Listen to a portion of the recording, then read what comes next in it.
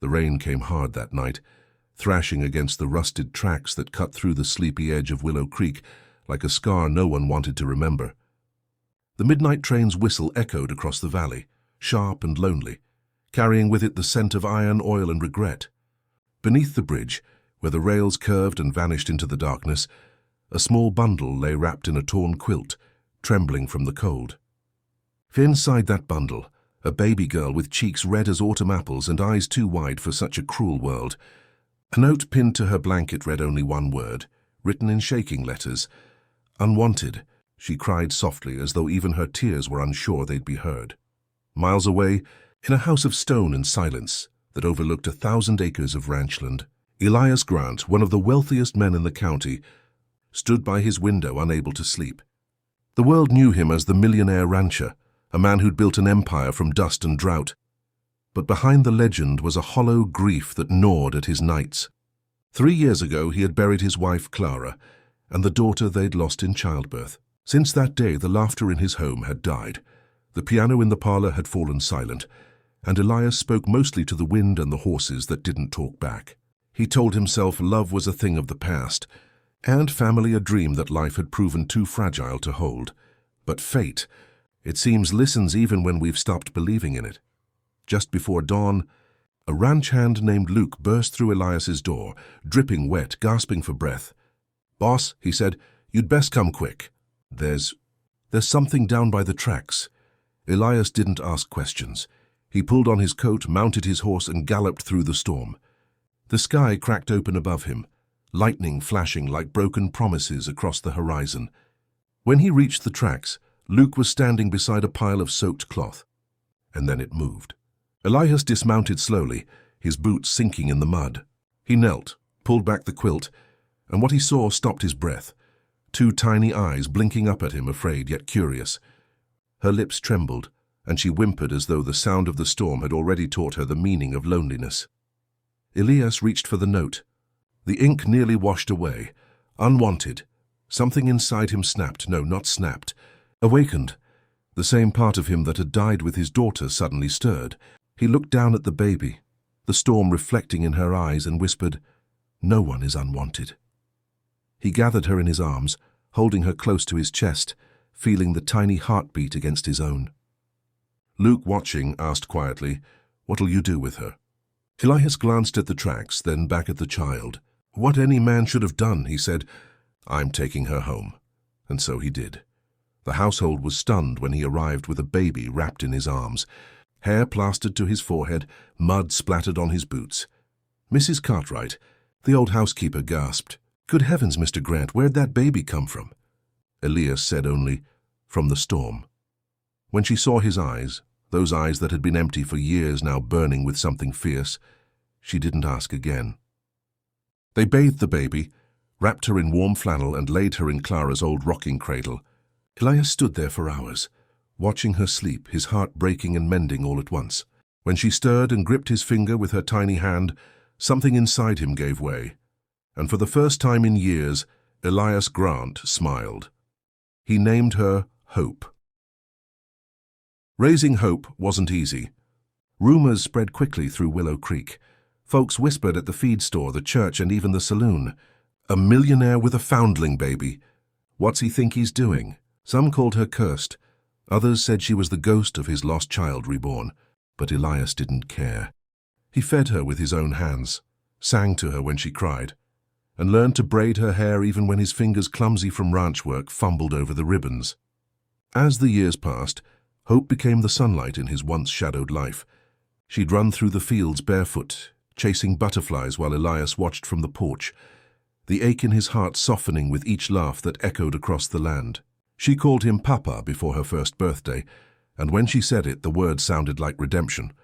But destiny isn't without its tests. When Hope was 8, an accident changed everything. A young stallion broke loose one morning, charging across the yard where she played. Elias heard her scream and sprinted faster than he had in years, throwing himself between her and the raging horse. The animal struck him down, its hooves catching his shoulder and ribs. He lay there gasping, the world spinning, but the only thing he saw was Hope's terrified face. She clung to him, sobbing, "Papa, don't go." He smiled through the pain. Not a chance, little one. It took months to recover, but through every night of fever and pain, Hope stayed by his bedside, reading stories, singing softly, praying to a God she barely understood. When he finally stood again, he realized that love wasn't something we found. It was something we chose again and again, even when it hurt. Years turned. Hope grew into a young woman, graceful yet strong, with eyes full of wonder and a heart unspoiled by the cruelty that once abandoned her. She had dreams. College, medicine, maybe even leaving the ranch someday to help children who had no one else. Elias supported her, even when his heart trembled at the thought of letting her go. But before she could leave, a storm from the past returned. One evening, a stranger rode up to the ranch. He was thin, nervous, and carried an envelope with trembling hands. "Mr. Grant," he said, "you don't know me, but I think that girl of yours, I think she's my blood." The words hit like thunder. Hope, overhearing, froze in the doorway. The man explained that years ago, his sister had given birth to a child she couldn't keep. Out of shame, she'd left her by the tracks, and later died of illness. "I didn't know," he said, tears streaking his face. "I searched for years. When I heard about a foundling raised by a rancher, I had to come." Elias looked at Hope. She looked back, confused, trembling. For a long time, no one spoke. Finally, she stepped forward. "You may be my kin," she said softly, "but he is my father." The man's head bowed, tears dripping to the dust. "You're right," he whispered. "He's done what I never could." He handed Elias the envelope. It contained her birth certificate and a letter from the mother, written before she died. "Forgive me. I was scared. I wanted her to live. Please let whoever finds her give her the love I couldn't." Elias's hands shook as he read it. Hope reached for him, tears in her eyes. "Papa," she said, "you didn't just give me a home, you gave me life." He pulled her close, his voice rough. "No, Hope, you gave me mine." That night, as the stars glimmered over the prairie, Elias stood by the window again, watching Hope pack her bags for college. The same tracks that once echoed with sorrow now glowed under the moonlight like silver threads of destiny. Before she left, she turned and said, "Papa, when I'm done studying, I'll come back. I'll build a children's home right here on your land. For all the kids left behind like me." He nodded, pride wetting his eyes. "You always were my little miracle."